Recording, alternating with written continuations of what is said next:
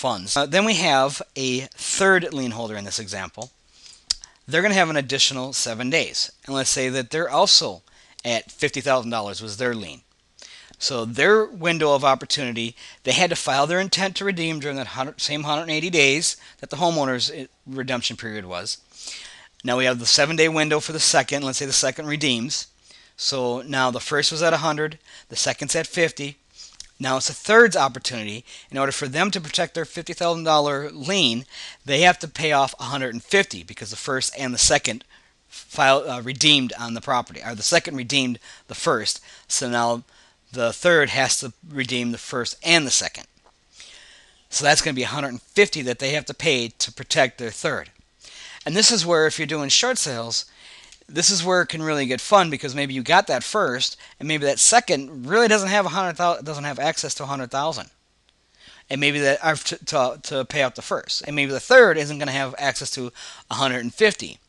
And this is where you can, as a short sale or as an investor, and you're working short sales, you can come in and you may not be able to negotiate with the first mortgage because maybe they're at 100,000 on a $200,000 property. There's no reason for them to take a discount. But the seconds and the thirds is where you can start getting those discounts, because you can offer to buy their interest at a very low rate, because they may not file their notice intent to redeem because they know they can't come up with 100, or in the case of a third, they might be able to come up with 150. So that's where you can possibly get in there, buy the liens on the seconds and the thirds at these reduced rates, and then you step into their positions, and then you do the actual redemption. So maybe you buy up the second and the third at, say, $5,000 each. Let's say 10 cents on the dollar on that. So you've got $5,000 for the second, $5,000 for the third. You've got $10,000 into that, and you're in now second and third position, and you file your intent to redeem as maybe either the second or third, but in this scenario we'll go with the third because that buys you an extra 14 days. And then you wait for that 180 days to go by, and then the second has a right to redeem, and let's say you hold the redemption rights for the second, you let that window go by, you also hold it for the third, and now you redeem. All you're paying off now is the first. And here's a key point too. Thirds don't necessarily always have to pay off the first and the second. Let's go back to our example of 100,000 for the redemption for the homeowner. The second is at 50, but they never filed their intent to redeem, or even if they did file their intent to redeem, they just couldn't come up with the $100,000 to pay out the first. So their redemption rights are gone. Their 7-day window's passed. It's now you're in the third position, and then now when you redeem, you only have to redeem those who were in play. Second was not in play. They dropped out of play. So their $50,000 does not have to be redeemed to get that property. So all you have to do is, if you're in third position, is redeem the first. And that was at $100,000. So that could be also a strategy if you're looking at buying up liens to get in position, is buy up the third and hope that the second doesn't redeem. Or if you are in third position, make sure you know who's redeeming. If there's junior lien holders in front of you, if they did not redeem, then you do not have to pay them off. Now, here's a side note.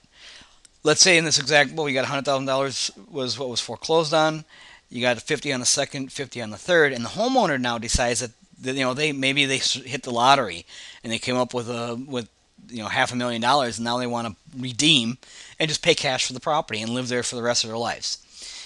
And a lot of people think because the foreclosure happened, the foreclosure sale back at the sheriff's sale date, prior to the homeowner's 180-day redemption period, a lot of investors even think this when coming into the business, that, okay, we go to the sheriff's sale, all liens have wiped out. That's not true. They could possibly wiped out if they do not redeem at their appropriate redemption periods. But in this 180-day window for the homeowner, they have not even had their opportunity to do any redemption, so they're still in full play. So let's say the homeowner decides, okay, they hit the lottery and they decide they're going to pay off cash. The first mortgage foreclosed on them, that's $100,000. The second and the third, each at $50,000 each, are still in play. So the homeowner has to redeem the first, second, and the third, so it's still going to cost them $200,000 to redeem this thing. And the second and the third will then get paid off, so they're still protected from that standpoint. It's just once they go to the 180 days, if the homeowner doesn't redeem, now they have to come up with the money to redeem the first. to protect their second interest. And if the second does not redeem, then the third doesn't have to redeem the second. They only have to redeem the first. So they have to come in with the $100,000.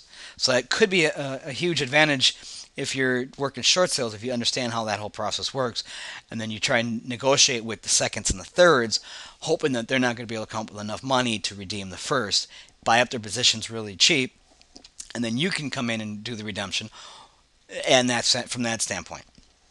But that's a little bit more advanced strategy, but that's a good strategy to start looking into if you're going to be working short sales.